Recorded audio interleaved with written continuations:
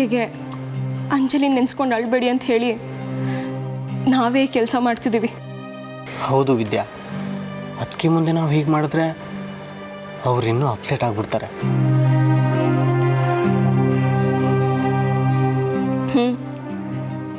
ನಾವೇ ಈಗ ವೀಕ್ ಆಗಬಾರ್ದು.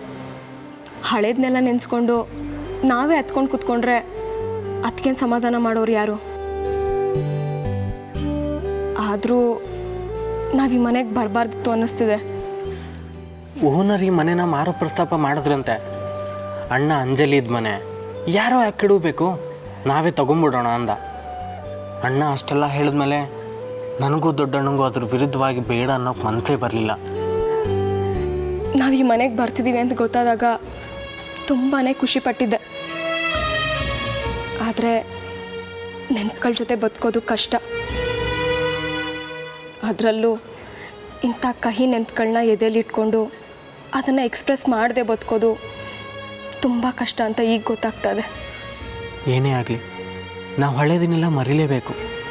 ಸಂಜೆ ಓಡೋಡೋ ಹಾಗಾದರೆ ಅಂಜಲಿ ಜಾಗನೆಲ್ಲ ಅವಳೇ ಆವರಿಸ್ಕೋತಾಳೆ. ಹಾಗೆ ನಾವು ನಿಧಾನವಾಗೆಲ್ಲ ಮರ್ತ್ಬಿಡ್ತೀವಿ. ಸರಿ ಬಾ, ಮುಂದಿನ ಕೆಲಸ ಏನು ಅಂತ ನೋಡೋಣ. ನಮ್ಮ ರೂಮ್ನ ಫಸ್ಟ್ ಸೆಲೆಕ್ಟ್ ಮಾಡ್ಕೊಳ್ಳೋಣ.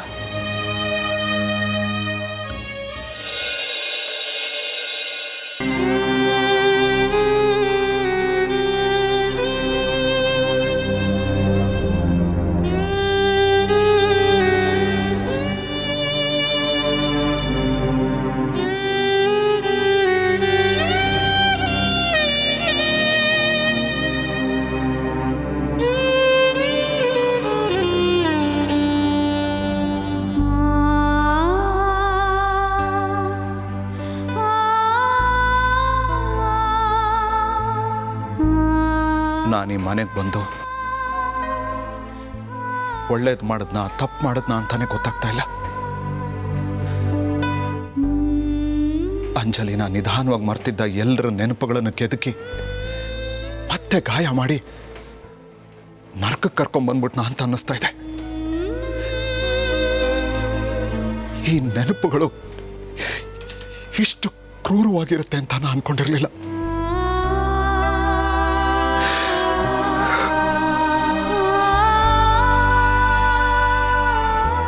ಅಂಜಲಿ ನಾನು ನೆನೆಸ್ಕೊಂಡು ಅಳಬೇಡ, ಅಳಲ್ಲ ಅಂತ ಪ್ರಾಮಿಸ್ ಮಾಡಿದ್ಯಾ.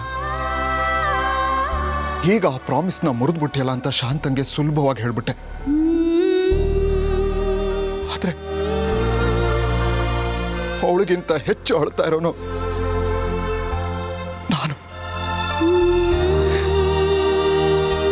ಯಾರು ಇಲ್ದಿರೋ ಜಾಗನ ಹುಡುಕೊಂಡು ಮಗುವನ್ನ ಕರ್ಕೊಂಡು ಬಂದಿದ್ದು ಹೀಗೆ ಅಳೋಕೆ ತಾನೆ.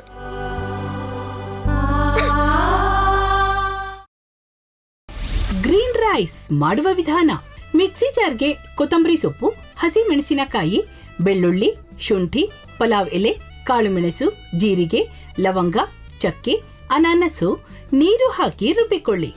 ಒಂದು ಪ್ಯಾನ್ಗೆ ಎಣ್ಣೆ ಹಾಕಿ ಅದು ಕಾದ ಮೇಲೆ ಜೀರಿಗೆ, ಈರುಳ್ಳಿ, ಕರಿಬೇವು ಹಾಕಿ ಹುರಿದು ರುಬ್ಬಿದ ಮಸಾಲ, ಉಪ್ಪು, ಅನ್ನ ಹಾಕಿ ಮಿಕ್ಸ್ ಮಾಡಿ. ಒಂದು ಚಿಕ್ಕ ಪ್ಯಾನ್ಗೆ ತುಪ್ಪ, ದ್ರಾಕ್ಷಿ, ಗೋಡಂಬಿ ಹಾಕಿ ಹುರಿದು ಕಲಸಿದರೆ ಗ್ರೀನ್ ರೈಸ್ ಸವಿಯಲು ಸಿದ್ಧ. ಅವಳು ಕೇಳೋ ಹಾಗಿದ್ದಿದ್ರೆ ಎಲ್ಲ ಯಾವತ್ತೋ ಸರಿ ಹೋಗ್ತಾ ಇತ್ತು.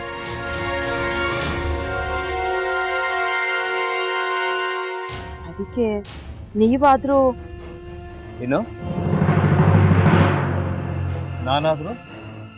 ನಾನಾದ್ರೂ ಏನತ್ತೆ? ಅವಳ ಹತ್ರ ಬಂದು ನೀನು ಸೋಲೋದು ಬೇಡ, ನಾನೇ ಸೋಲ್ತೀನಿ, ನೀನು ನಮ್ಮ ತಂದೆಗೆ ಅವಮಾನ ಮಾಡಿದ್ರು ಪರವಾಗಿಲ್ಲ, ದಯವಿಟ್ಟು ಮನೆಗೆ ಬಾ ಅಂತ ಬೇಡ್ಕೋಬೇಕಾ?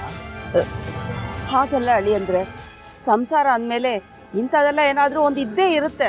ಹೋರಾಟ ಮಾಡಿದ್ಲು.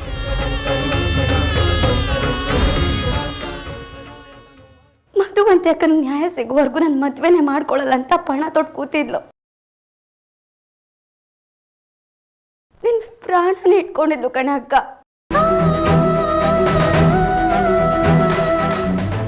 ಅವಳು ಮೈ ಮೇಲೆ ನೀನು ಸೇರ್ಕೊಂಡು ಅವಳ ಸಂಸಾರನ ಹಾಳು ಮಾಡ್ತಿದ್ಯಲ್ಲೇ.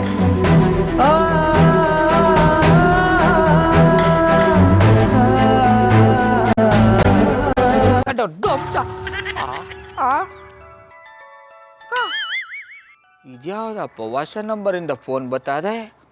ಆ ಫೋಟೋ ತಗೊಂಡವೇನಾದ್ರು ಬೇರೆ ನಂಬರಿಂದ ಮಾಡಿರ್ಬೋದಾ? ತೊಂದರೆ ಇಲ್ಲ, ಎತ್ತು ಬಿಡು. ಹಲೋ, ಏಯ್ ಪಟ್ಟಾಪಟ್ಟಿ ಚಡ್ಡಿ ಬನಿಯನ್, ಏನೋ ಮಾಡ್ತಾ ಇದ್ಯಾ? ಶಿವನೇ ಶಂಭುಲಿಂಗ, ನಿನ್ನ ಜೊತೆಗೆ ಮಾತಾಡ್ದವನೇಲಪ್ಪ. ಅಲ್ಲ ಶಿವ, ಯಾಕೆ ಹಿಂಗೆ ಫೋನ್ ಮಾಡಿ ನಂಗೆ ಜಂತುಳ ಬಿಡ್ತಾ ಇದೆ? ಏಯ್ ವಾಯ್ಸ್